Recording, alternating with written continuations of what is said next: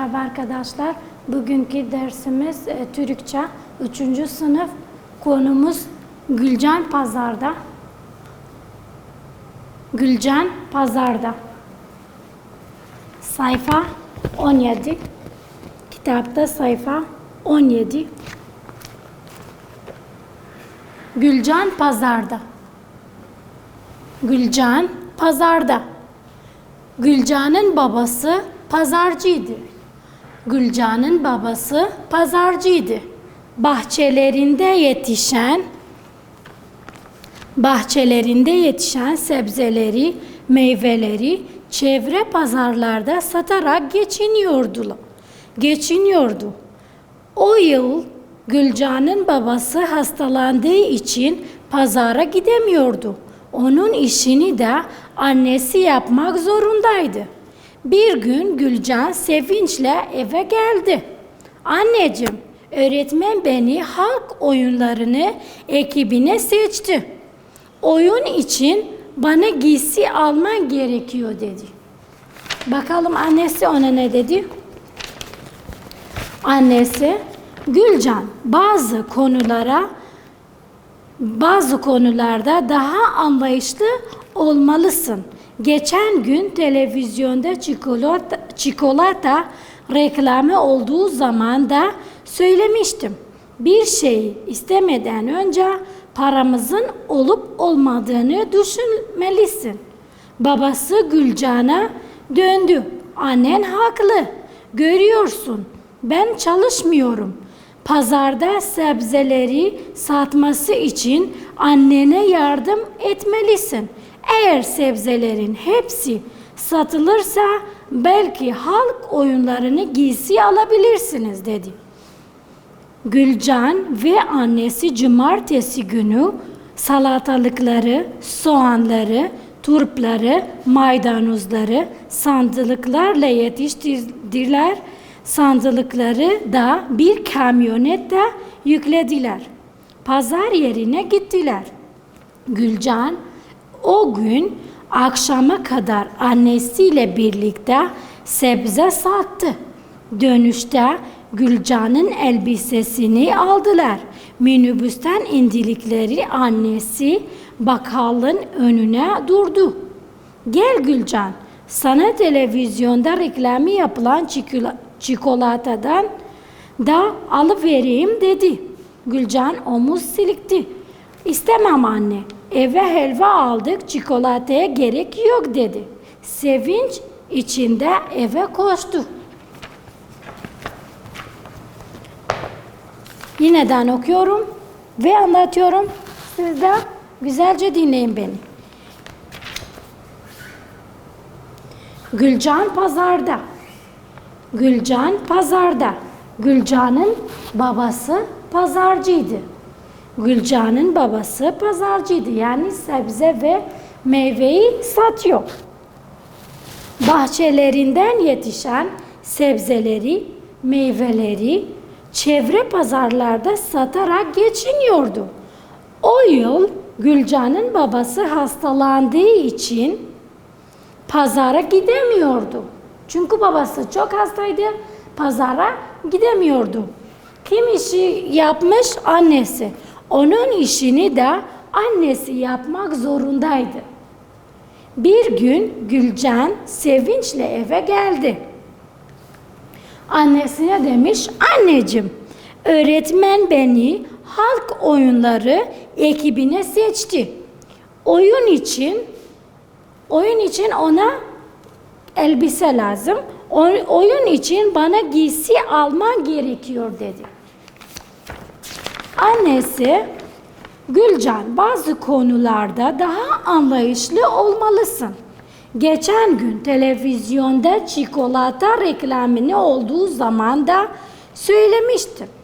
Bir şey istemeden önce paramızın olup olmadığını düşünmelisin. Yani eğer paramızın varsa alabiliriz ama paramızın yoksa almalıyız. Babası Gülcan'a döndü. Annen haklı. Görüyorsun, ben çalışmıyorum. Pazarda sebzeleri satması için annene yardım etmelisin. Eğer sebzelerin hepsi satılırsa belki halk oyunları giysi alabiliriz, dedi. Gülcan ve annesi cumartesi günü salatalık ne demek? Bakın bu salatalık, soğan, bu da soğan, turp, bakın bu da turp ve maydanoz, bu da maydanoz. Maydanozları sandıkla yerleştirdiler. Sandıkları da bir kamyonette yüklediler. Pazar yerine gittiler. Gülcan o gün akşama kadar annesiyle birlikte sebze sattı. Dönüşte Gülcan'ın elbisesini aldılar. Minibüsten indiklerine annesi bakkalın önüne durdu. Gel Gülcan, sana televizyonda reklamı yapan çikolatadan da alıvereyim, dedi. Gülcan'ın omuz silkti. İstemem anne, eve helva aldık. Çikolataya gerek yok, dedi. Sevinç içinde eve koştu. Gülcan ve annesi cumartesi günü pazara gittiler. Pazarda ne sattılar? Soğan sattılar. Bakın soğan, bu soğan, bir de salatalık, bir de turp, bir de maydanoz.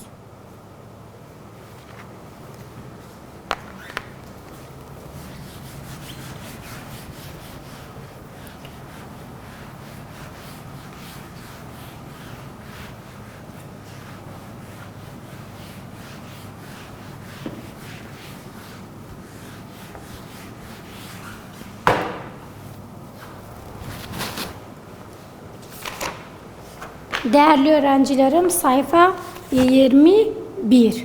Sayfa 21 dil bilgisimiz var.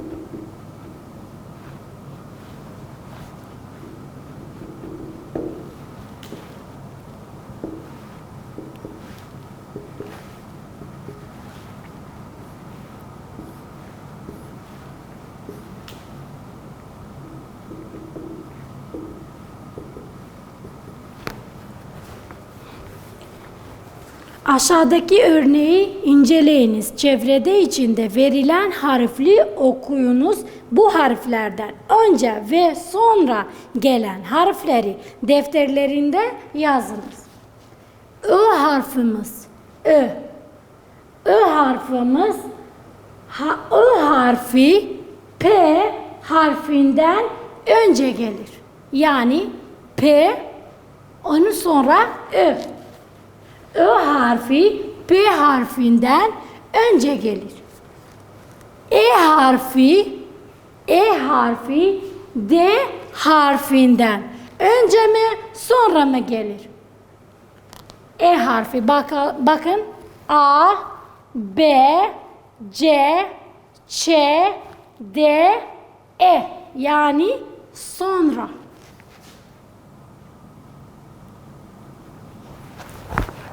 E harfi D harfinden sonra gelir. K harfimiz K harfi J harfinden önce mi sonra mı? Bakın A, B, C, Ç, D, E, F. Bakın A, B, C, Ç, D, E, F, C, Yani K harfi J harfinden sonra gelir. Bakın burada yazıyoruz. A, B, C, A, B, C, Ç, D, E,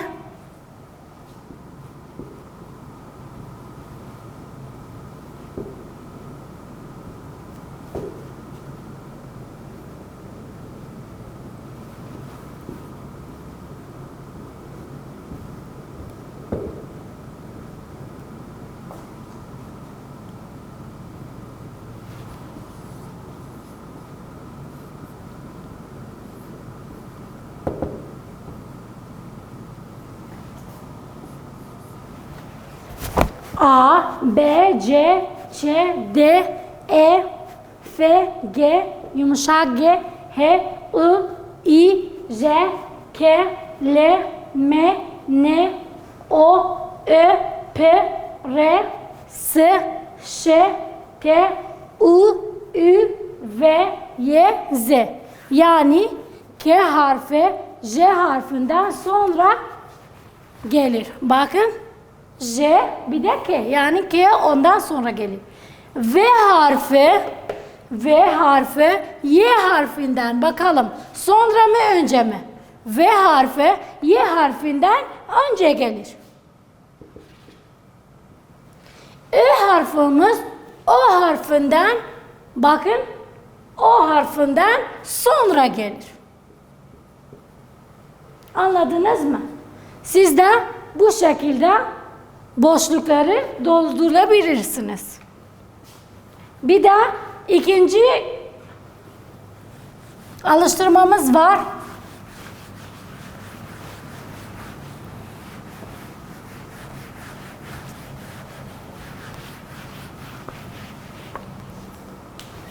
İkinci alıştırmamız aşağıdaki listenin harfleri bulunuz. Ç ile H harfi arasındaki harfler.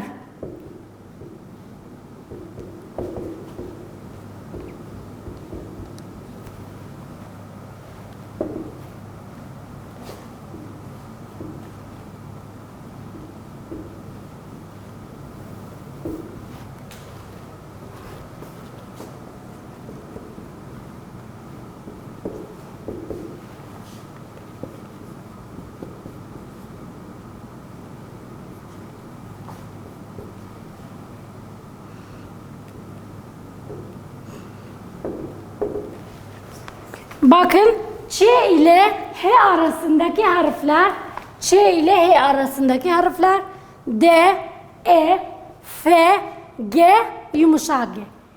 İkinci E ile J arasındaki harfler. E ile J.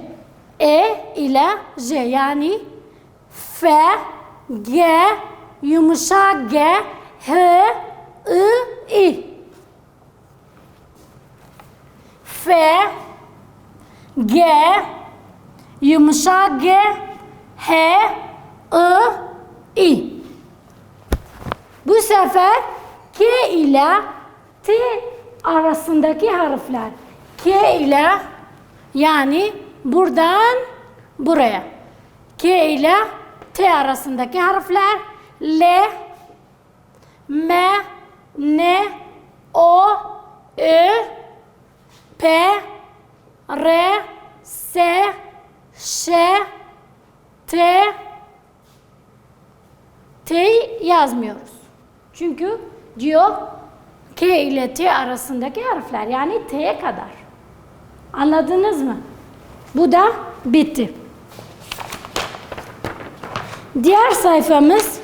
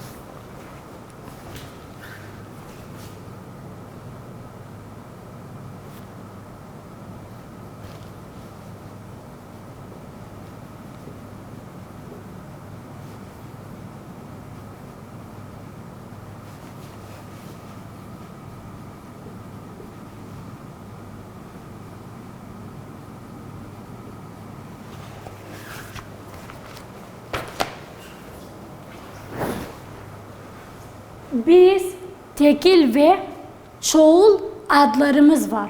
Tekil bir de çoğul. Ama iki tane eklerimiz var. İki tane ek. Lar ile ler. Bunlar çoğul adın eki. Çoğul yapan eklerimiz. Çoğul ekler lar bir de ler. Ne zaman lar kullanıyorsak ne zaman ler.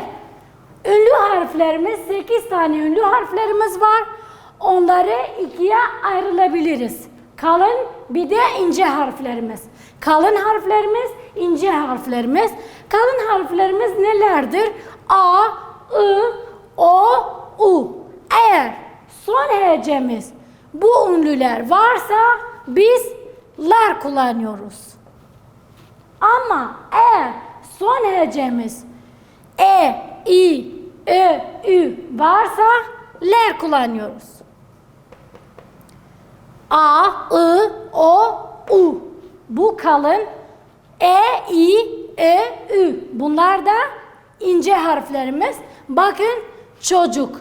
Son hecemiz ünlü U. Yani kalın. Biz neyi kullanıyoruz? Lar. Çocuklar. Çocuklar demeyiz. Komşu. Burada da aynı kalın. Komşular. Sebze. Burada ince harfimiz var. Sebzeler. Bahçe. Aynı ince. Bahçeler. Okul. Kalın. Okullar. Sabah. Aynı kalın. Sabahlar. Yani dediğimiz gibi iki tane çoğul eklerimiz var. Lar ile ler. Onlar ikiye ayırabiliriz. Kalın ile ince. A, I, O, U, lar, E, I, Ö, Ü, ler kullanabiliriz. Burada 22 sayfasında bu alıştırmayı görebilirsiniz. Böylece bugünkü dersimiz bitti. Dinlediğiniz için teşekkürler.